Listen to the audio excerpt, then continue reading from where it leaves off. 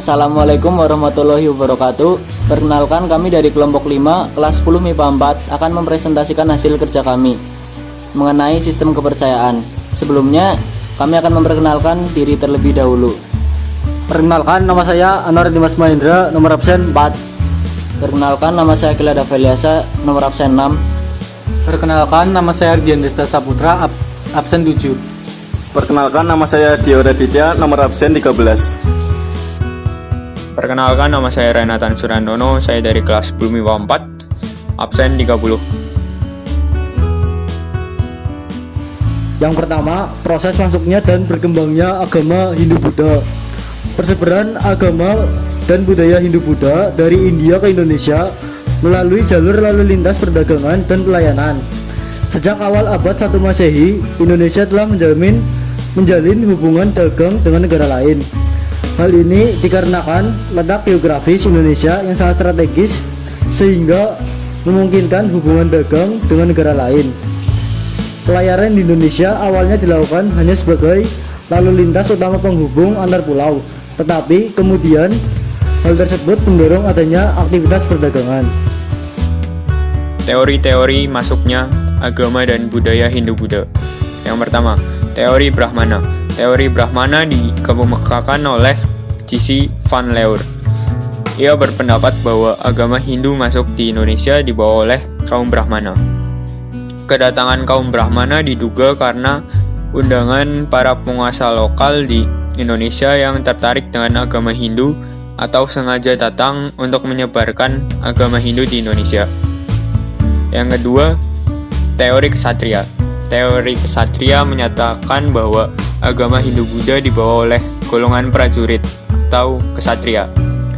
Teori Ksatria dicetuskan oleh J.L. Munz, F.T.K. Bones, R.C. Majumdar, Mukherjee, dan C.C. Birch.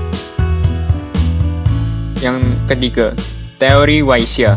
Teori Vaishya dikemukakan oleh N.G. Krom. Menurut N.G. Krom, agama Hindu-Buddha masuk ke Indonesia dibawa oleh kaum pedagang dari India. Pedagang India tersebut menetap di Indonesia dan menikah dengan penduduk setempat. Yang terakhir ada teori Sudra. Teori Sudra dicetuskan oleh von van Weber. Berdasarkan teori Sudra, masuknya agama Hindu di Indonesia dibawa oleh orang India yang berkasta Sudra. Agama atau sistem kepercayaan. Sebelum masuk pengaruh Hindu-Buddha ke Indonesia, bangsa Indonesia mengenal dan memiliki kepercayaan, yaitu pemujaan terhadap roh nenek moyang, animisme dan dinamisme. Masuknya agama Hindu-Buddha mendorong masyarakat Indonesia mulai menganut agama Hindu-Buddha, walaupun tidak meninggalkan kepercayaan asli seperti pemujaan terhadap arwah nenek moyang dan dewa-dewa alam. Telah terjadi semacam sinkritisme, yaitu penyatuan paham-paham lama seperti animisme, dinamisme, totemisme dalam keagamaan Hindu-Buddha. Berkembangnya agama Hindu-Buddha di Indonesia. 1. Sinkretisme agama Hindu-Buddha dengan kepercayaan awal masyarakat Indonesia atau animisme, dinamisme. Sinkretisme adalah suatu proses perpaduan yang sangat beragam dari beberapa pemahaman, kepercayaan atau aliran-aliran agama. Animisme adalah kepercayaan kepada makhluk halus dan roh, merupakan asas kepercayaan agama yang mula-mula muncul di kalangan manusia primitif. Dinamisme adalah pemujaan terhadap roh nenek moyang yang telah meninggal menetap di tempat-tempat tertentu, seperti pohon-pohon besar. 2. Berkembangnya aliran Buddha Tantrayana. 3. Berkembangnya Hindu Dharma atau Bali. Bukti peninggalan zaman Hindu dan Buddha. 1. Prasasti Sang Hyang Tapak peninggalan Prabu Jaya Bupati dari Kerajaan Sunda Pajajaran. Berisi mengenai sumpah ini memanggil semua kekuatan gaib, dewata atau hyang dari langit dan bumi untuk membantu menjaga dan melindungi mandat sang raja. Siapa saja yang melanggar aturan ini akan dihukum oleh segenap makhluk halus, mati dengan cara yang mengerikan seperti otaknya disedot. darahnya diminum, ususnya dihancurkan, dan dada dibelah dua. Prasasti ini ditutup dengan kalimat Iruhanda kamong yang kabeh, atau oh ketahuilah kamu sekalian yang. Bukti-bukti peninggalan zaman Hindu-Buddha. A. Prasasti. 1.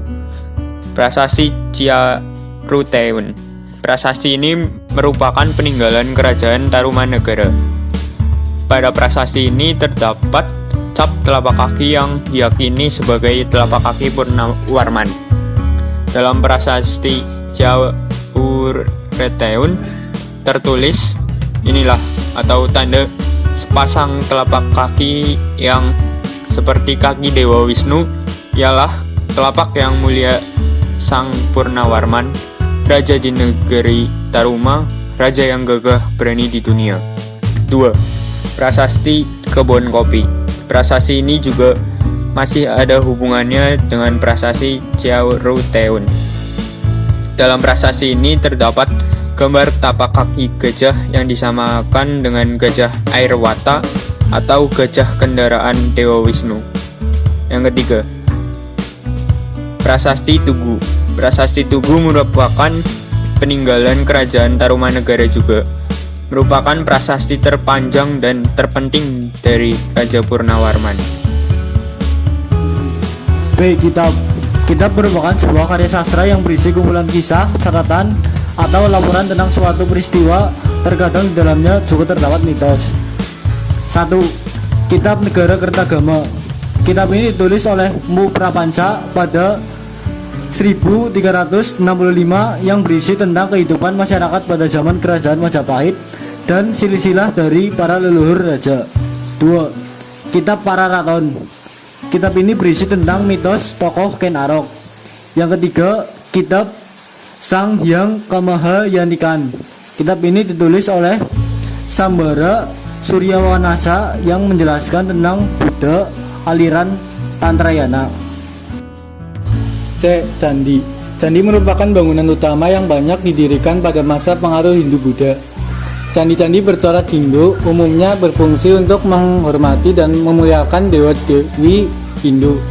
Sedangkan candi bercorak Buddha berfungsi sebagai sarana ritual, menyimpan relikui Buddhis ataupun biksu termuka atau keluarga kerajaan penganut Buddha, atau sebagai tempat ziarah bagi penganutnya. 1. Candi Borobudur. Candi ini merupakan candi Buddha terbesar di Indonesia. Candi ini dibangun oleh dinasti Shailendra pada masa kerajaan Mataram. 2. Candi Prambanan Yogyakarta. Candi ini merupakan candi Hindu terbesar di Indonesia. Candi ini adalah Candi Siwa.